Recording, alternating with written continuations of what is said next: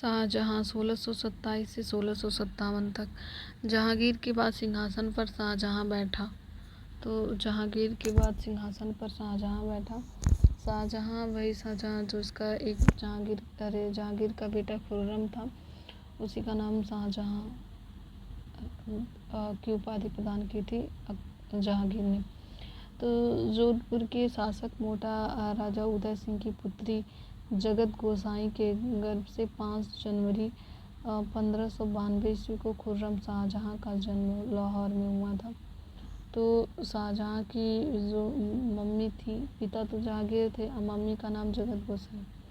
शाहजहां की मम्मी का नाम जगत गोसाई था और इनके शाहजहां के बचपन का नाम खुर्रम था और शाहजहां का जन्म लाहौर में हुआ था।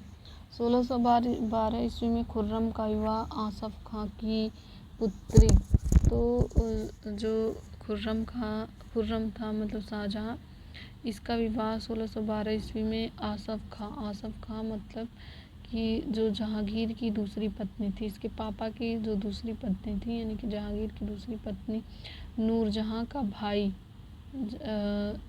जो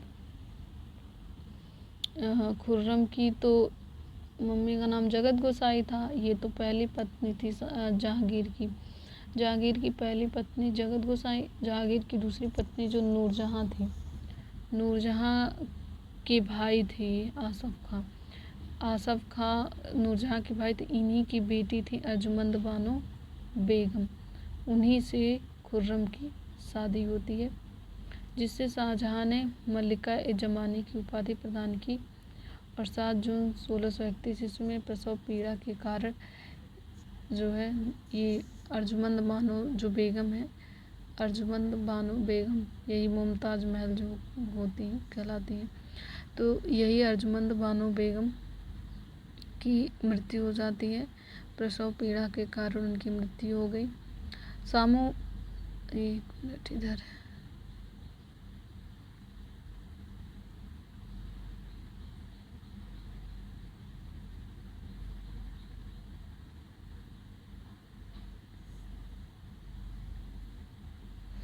चार फरवरी 1628 ईस्वी को शाहजहां अकबर आगरा में अबुल मुजफ्फर शहाबुद्दीन मोहम्मद साहिब किरण एसानी की उपाधि प्राप्त कर सिंहासन पर बैठा।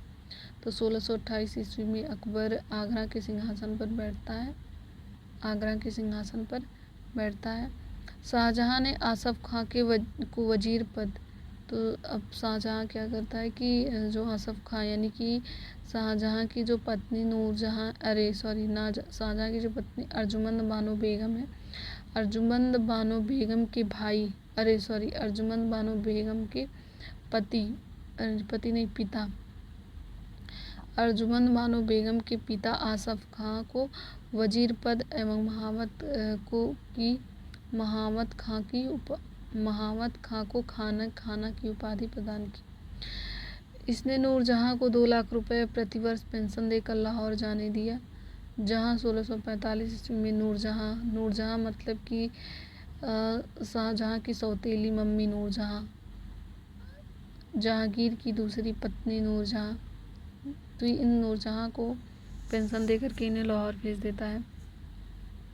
अपनी बेगम मुमताज महल की याद में शाहजहां ने ताजमहल का निर्माण कराया, आगरा में उसकी कब्र के ऊपर बनवाया है।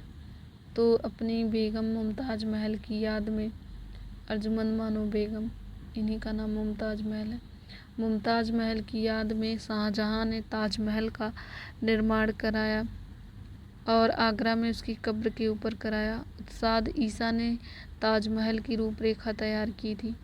तो किसने ताजमहल की रूपरेखा तैयार की थी? उस्ताद ईसा ने ताजमहल की रूपरेखा तैयार की थी। ताजमहल का निर्माण कराने वाला मुख्य स्थापत्य कलाकार उस्ताद अहमद लाहौरी था। तो रूपरेखा कौन बनाया था? ईसा ने रूपरेखा बनाया था कि ताजमहल ऐसे रहेगा, फिर ऐसे गुंबद रहेगा, आगे जो है वाटर रहेगा, तो ऐसे इधर किनारे पे पेड़ रहेगा।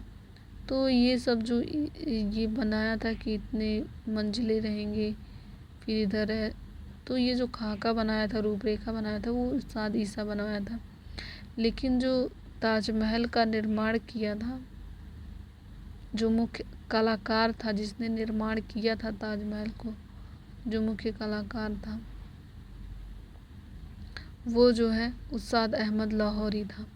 जो मुख्य स्थापत्य कलाकार थे वो उस्ताद अहमद लाहौरी थे, और लेकिन जो रूपरेखा बनाया था वो उस्ताद ईसा थे। मयूर सिंहासन का निर्माण शाहजहां ने करवाया था। तो मयूर सिंहासन का निर्माण किसने कराया था? शाहजहां ने करवाया था। इसका मुख्य कलाकार बेबादल था। मयूर सिंहासन को बेबादल नामक एक कलाकार ने बनाया था। बेबादल खां नामक जो कलाकार था उसने मयूर सिंहासन का निर्माण कराया था। बेबादल खां नाम के एक कलाकार ने मयूर सिंहासन का निर्माण कराया था।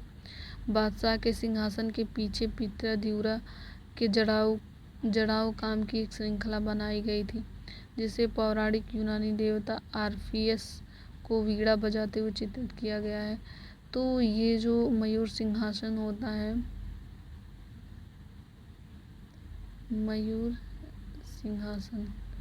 ये जो मयूर सिंहासन होता है, इस मयूर सिंहासन पर आगे की तरफ एक यूनानी देवता बैठे हुए हैं जो वीणा बजा रहे हैं।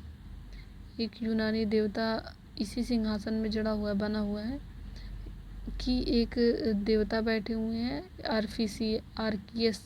आर्फियस, एक यूनानी देवता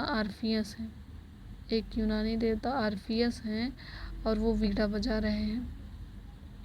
मयूर सिंहासन को किस कलाकार ने बनाया था? बेबादल खां।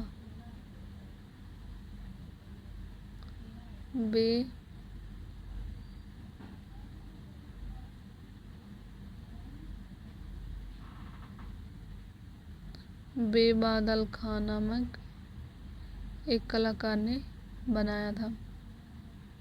पित्रा दिउरा क्या होता है, इसे देख लेते हैं। जब संगमरमर या बलुआ पत्थर में नक्काशी किए गए खुदाई में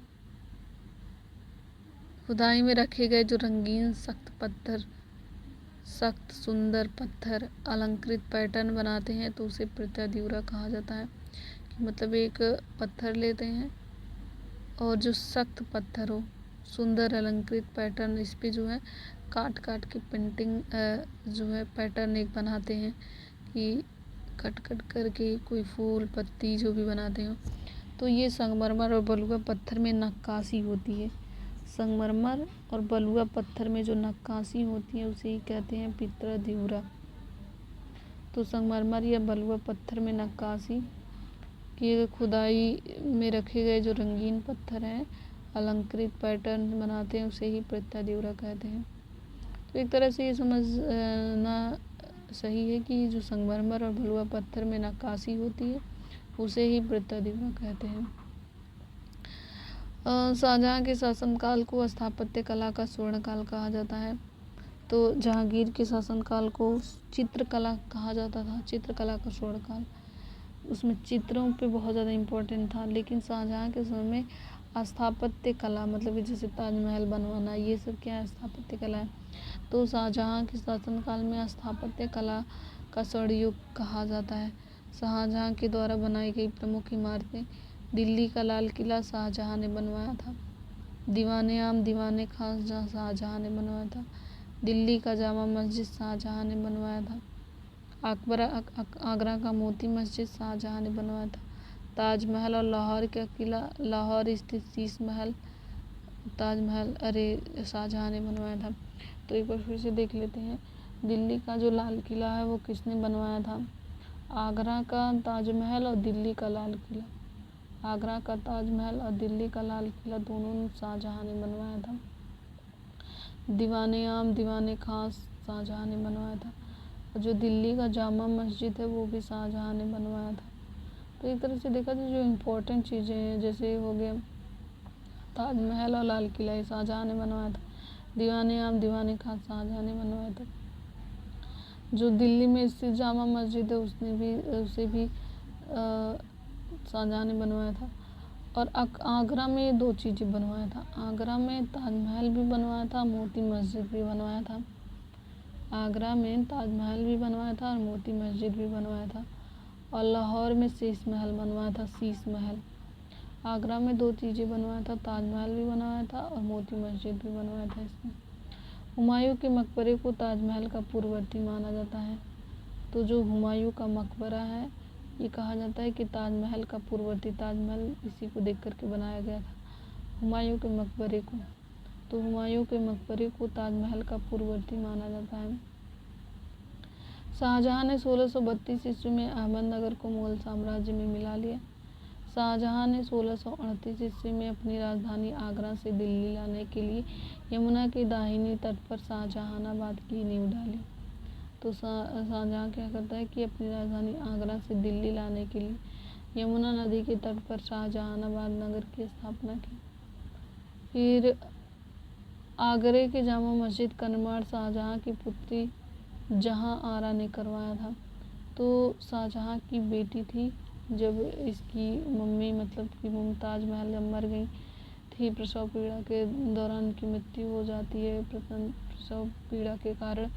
तो इनकी बेटी जो पैदा होती है उनकी वो रहती है जहां आरा, वो रहती है जहां आरा।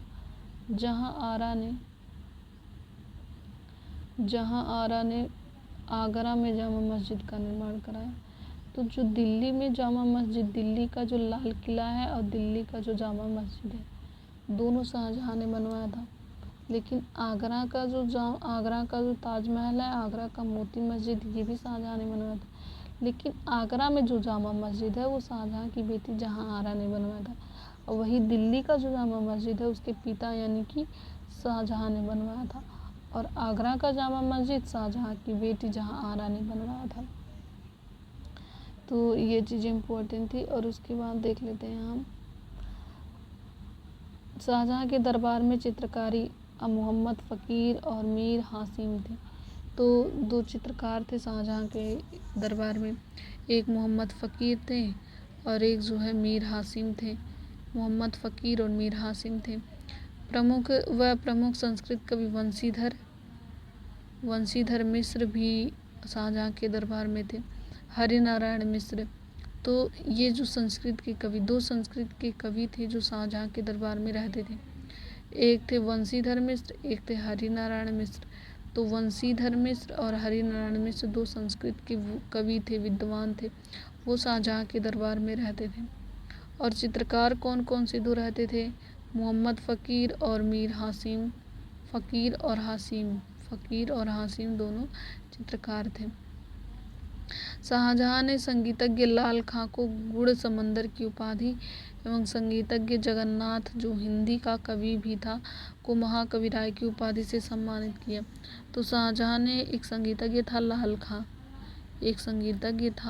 खां, उसको शाहजहां ने गुड़ समंदर की उपाधि प्रदान की।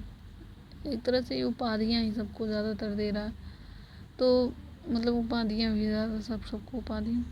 तो ये जो शाहजहां था वो क्या करता है कि जो इसके दरबार में चित्रकार हैं वो फ़कीर और हासिम 2 चित्रकार हैं। और जो संस्कृत के कवि हैं वो वंशीधर मिश्र और हरिनारायण मिश्र हैं। शाहजहां ने संगीतज्ञ लाल खां, जो संगीतज्ञ था लाल खां, जिससे वो गाना सुना करता था, तो इसको जो है गुड़ समंदर की उपाधि, मतलब बहुत समंदर जैसा इसके अंदर गुड़ है अच्छा सा, तो इसकी उपाधि देता है। और संगीतज्ञ जो जगन्नाथ हैं उनको, ये हिंदी के कवि थे जो जगन्नाथ थे, इनको महाकवि राय की उपाधि दी थी और शाहजहां ने दी थी। तो एक संस्कृत के कवि भी थे और संगीतज्ञ भी थे, इसके संस्कृत कवि भी थे, चित्रकार भी थे। तो ये सब हो गया। शाहजहां के पुत्रों के द्वारा में दारा शिकोह सर्वाधिक विद्वान था। तो शाहजहां के पुत्रों में दारा शिकोह सर्वाधिक विद्वान था। इसने भगवद गीता, योग, वशिष्ठ, उपनिषद, रामायण का अनुवाद फारसी में करवाया। इसने सर्र-ए-अकबर महान रहस्य नामक उपनिषदों का अनुवाद करवाया था। तो सर्र-ए-अकबर महान रहस्य नाम से उपनिषद का अनुवाद किसने करवाया था? ये जो है फारसी में अनुवाद करवाया था। तो सर्र-ए-अकबर महान रहस्य ये दारा शिकोह था, शाहजहां का बेटा दारा शिकोह। तो सर अकबर महान रहस्य ये जो है ये दारा शिकोह ने कराया था। और दारा शिकोह कादरी सिलसिले के मुल्ला शाह बदख्शी का शिष्य था। तो जो ये दो जहांगीर का बेटा रहता है दारा शिकोह, ये सर अकबर महान रहस्य नाम से उपनिषदों का अनुवाद करवाया था। और इसने जो दारा शिकोह ने कादरी सिलसिले का मुल्ला शाह बदख्शी का शिष्य था। फ्रांसवा बर्नियर दारा शिकोह का चिकित्सक था। तो दारा शिकोह का चिकित्सक कौन था? फ्रांसवा बर्नियर दारा शिकोह का चिकित्सक था। फ्रांसवा बर्नियर दारा शिकोह का चिकित्सक था। शाहजहां की पुत्री जहां आरा ने शेख मोइनुद्दीन चिश्ती की जीवन मुनीस अल अरवाह नाम से लिखी।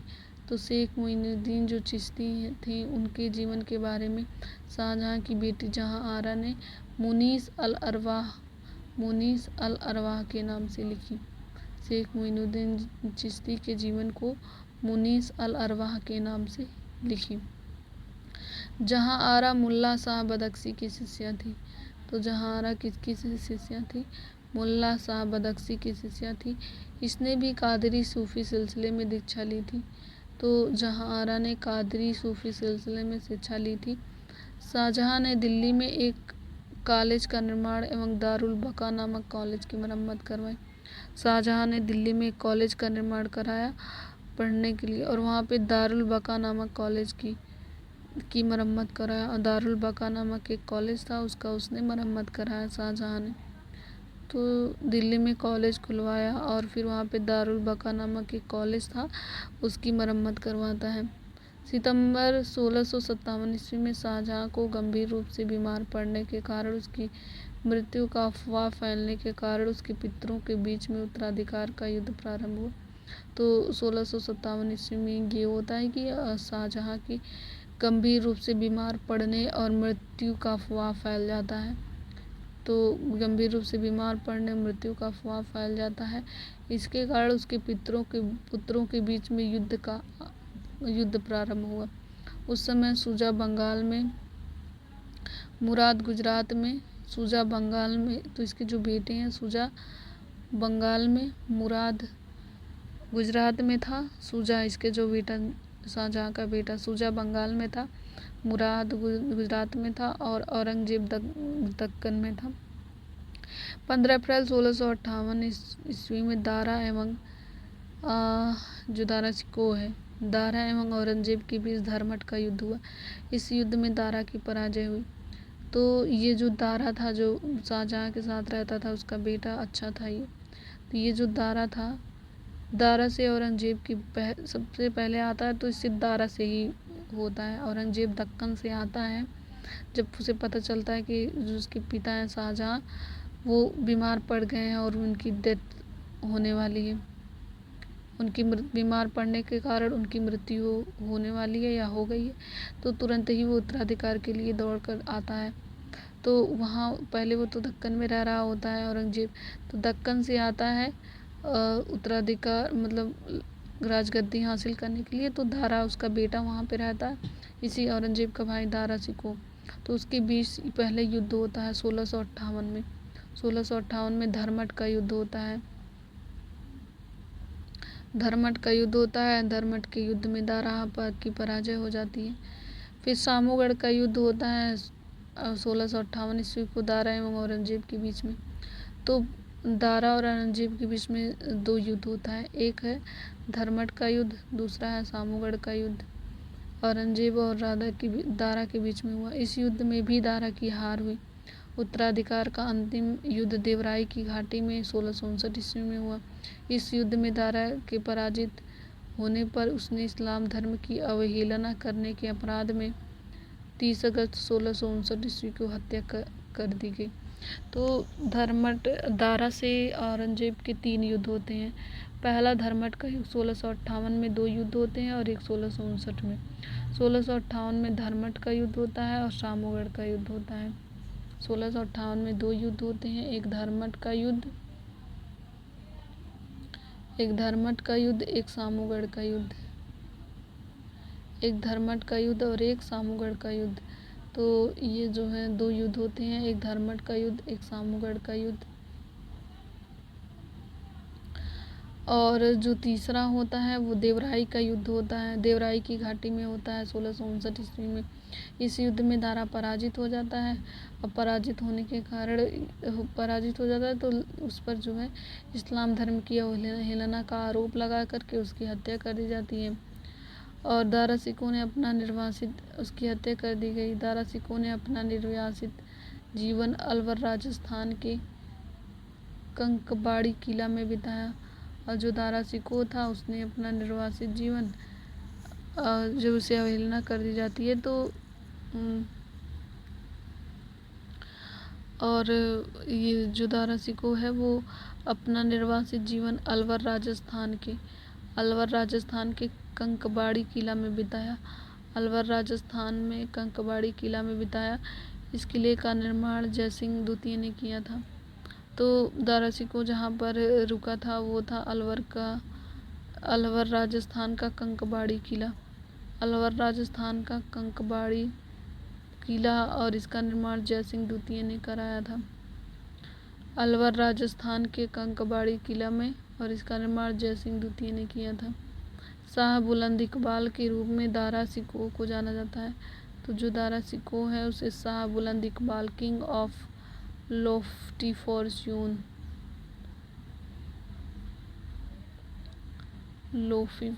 तो ये जो है दारा सिको को ही शाह बुलंद इकबाल कहा जाता है। फिर 8 जून 1658 को औरंगजेब ने शाहजहां को बंदी बना लिया। और फिर क्या करता है, दारा सिको से तीनों युद्ध में दारा को पराजित कर देता है। तो अब जो औरंगजेब अपने पिता के पास शाहजहां के पास पहुंच जाता है। अब शाहजहां को बंदी बना लेता है और आगरा के किले में अपने कैदी जीवन के 8वें वर्ष आगरा के किले में जो है इसे कैद कर दिया जाता है। 8वें वर्ष के दौरान 22 जनवरी 1666 को 74 वर्ष की आयु में शाहजहां की मृत्यु हो गई। तो शाहजहां की मृत्यु बंदी जीवन की तरह तय हुआ था।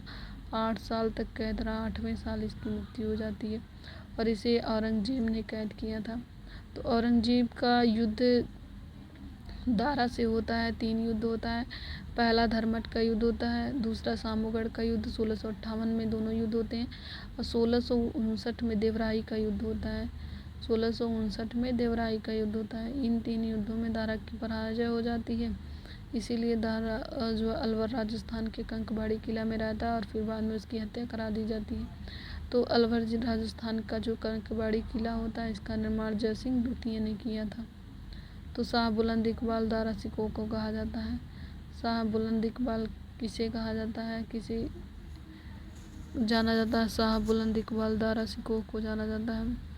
और शाहजहां को फिर उसके बाद जब दारा की हत्या हो जाती है, पराजय हो जाता है, तो औरंगजेब अब शाहजहां के पास, अपने पिता के पास पहुंच जाता है और उसके बाद उनको कैद कर देता है। तो कैद में 8वें वर्ष उनकी शाहजहां की मृत्यु हो जाती है। तो शाह बुलंद इकबाल के नाम से किसे जाना जाता है? तो शाहजहां के बेटे दारा सिको को जाना जाता है। फिर उसके बाद है औरंगजेब 1658 से लेकर के 1607।